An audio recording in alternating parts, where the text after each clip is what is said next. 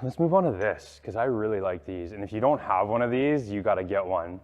And the fact that Mueller makes one of these, I know it's going to be fucking bomb proof, hopefully. But don't worry, I'll find out for you. I will make sure it is, and then you can buy it. If you've been in this any amount of time, you've done equipment servicing, you've dealt with these cat style strap wrenches. I'll just call it a cat one, because if you go to the dealers, you can buy these through the dealer. I'm gonna be pretty brutally honest, the new ones suck that you buy through the cat dealers.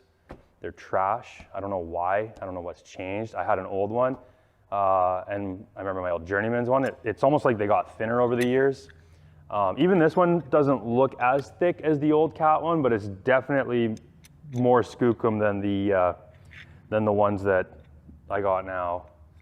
I know that some of them, Cam and I were talking about them, when you torque them up, they break at the pins here, but they look pretty beefy. I've had a few other knockoff versions over the years from different manufacturers, and they're just like the other cheap cat ones. They don't last, they bend and break. So I'm really hoping this is like a throwback to the old cat ones where it actually lasts. It'd be nice. I mean, if it's skookum, then yeah. And that'd be sweet, because nobody thinks about us in heavy duty, and that's actually a very heavy duty oriented tool, you know.